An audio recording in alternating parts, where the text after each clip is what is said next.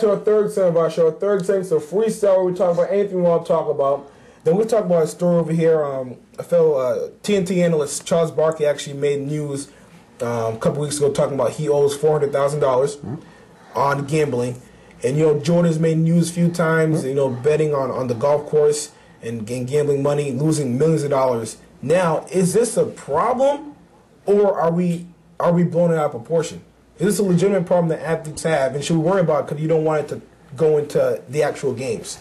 I think what you have to take into consideration is that at the same time, when you hear these outrageous numbers of $400,000 that he owes to a casino, you have to remember those outrageous contracts that these athletes get, these outrageous endorsement deals that they get.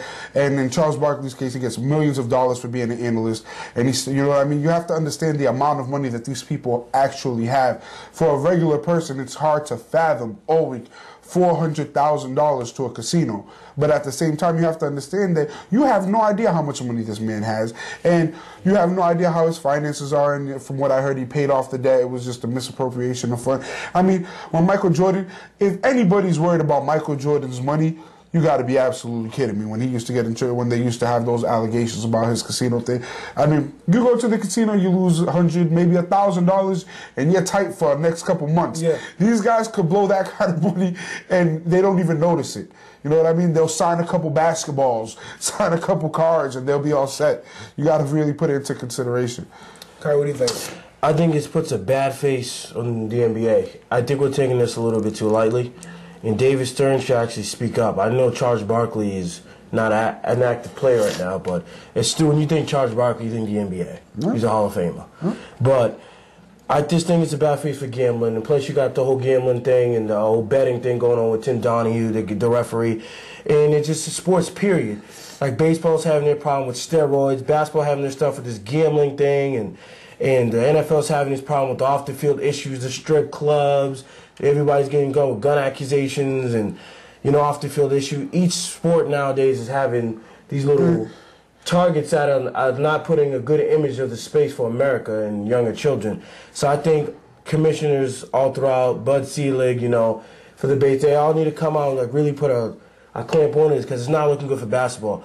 Especially when you're David Stern, the NBA commissioner. You don't want, NBA to be, interactive with gambling. It's not a good hit. Well, let me say this right now. I think, it's not a lot of money, first of all, for athletes. So, just try to get that figure out of your mind. But the problem is they're setting precedent for players that don't make a lot of money, who are not smart. For hypothetically, let's say Gerald Green. Spent all his money gambling. He's out the NBA now. Now he's bankrupt. Now he's in financial trouble. You got people chasing after him, and that's how these little killings happen. Randomly out of the blue. Oh, so and so got was found dead in a hotel. That's the problem. For Jordan, Barkley, these big time players, they're not. It's not a lot of money. But the players that spend 2 years, I think the lifespan for an NBA player is 2.5 years or something. Okay? So it's just like, okay, if Joe Greens of the world is gambling, that's a problem. And Charles Barkley's setting precedent for those young players. And I think that's the... I think with the bigger issue here, first of all, the media is mostly responsible for blowing most of these situations out of proportion. The gambling has been going on since the beginning of time. Violence has always happened. It's just a matter of there's so much media coverage out there now, and they're always looking for stories.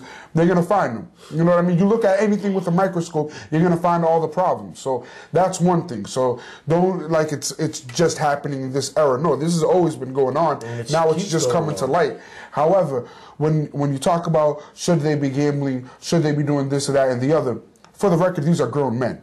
They have the right to do whatever. They earn their money. They can do whatever they want with it. You can't tell them, don't do this, don't do that. You can tell them what to wear when they go to work, but you can't tell them to do with the money that they earn. That's their responsibility, especially in the case of somebody like Charles Barkley, who's not even in the NBA, even though he's associated with that. What I think should be done, and this is something that I've always said, is that these professional organizations like the NBA, the NFL, should have a system in place where these people are being educated. You have 18-year-olds, well, in basketball, you got 20-year-olds, you got NFL athletes, 22, 21.